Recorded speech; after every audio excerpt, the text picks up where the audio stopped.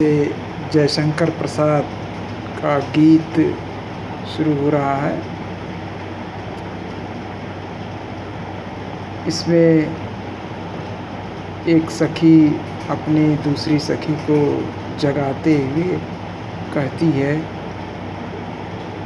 बीती विभावरी जाग रही, अंबर पनघट में डुबो रही, तारा घट उषा नागरी। शब्दार्थ देख लीजिए। विभावरी मतलब रात, अंबर मतलब आकाश, पनघट मतलब तालाब, घट मतलब घड़ा, उषा मतलब प्रातःकाल से पहले का समय, नागरी मतलब चतुर स्त्री।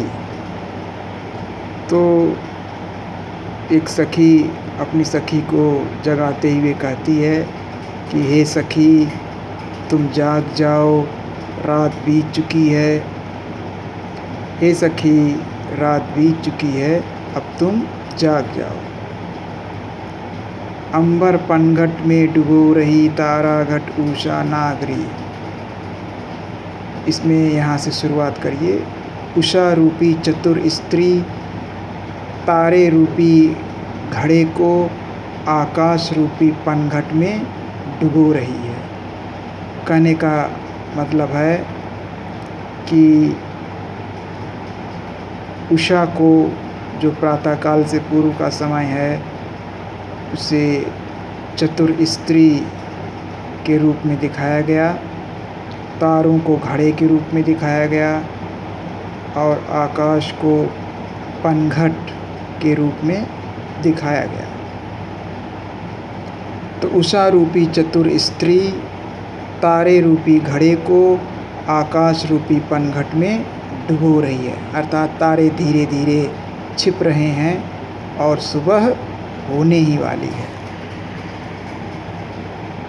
खग कुल कुल सा बोल रहा, किसलय का अंचल डोल रहा, लो यह लतिका भी भरलाई, मधु मुकुल नवल रस गागरी। खग कुल मतलब पक्षियों का समूह, कुल कुल मतलब पक्षियों की आवाज़ के लिए ये ध्वनि का प्रयोग किया गया है। किसलय मतलब नया पत्ता, अंचल मतलब आंचल, लतिका मतलब लता, मधु मतलब मकरंद, मुकुल मतलब कली, नवल मतलब नया, गागरी मतलब गगरी। तो पक्षियों का समूह कुल कुल की तरह से बोल रहा है और नए पत्तों का आंचल लहरा रहा है। लो यह लता भी अपनी कली रूपी गागर में मकरंद के नए रस को भर करके लाई है, अर्थात जो कलियां हैं वो पराग से युक्त हो गई हैं। मकरंद मतलब पराग। फिर से देख लीजिए ये वाला। पक्षियों का समूह कुल कुल की तरह से बोल रहा है, नए पत्तों का आंचल लहरा रहा है। लो यह लता भी अपनी कली रूपी गागर में मकरंद के नए रस को भर करके लाई है, अर्थात कलियां पराग से युक्त हो गई हैं।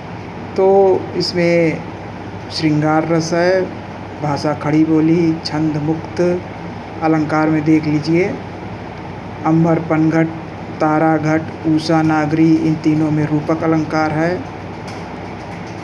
खग कुल कुल कुल सा बोल रहा, यमक अलंकार है। कुल का मतलब समूह और ये कुल पक्षियों की आवाज़ के लिए आया है। किसलय का अंचल ये रूपक अलंकार है। मधु मुकुल लवर रस गागरी, लो यह लता भी अपनी कली रूपी गागर में, यहाँ भी रूपक अलंकार है।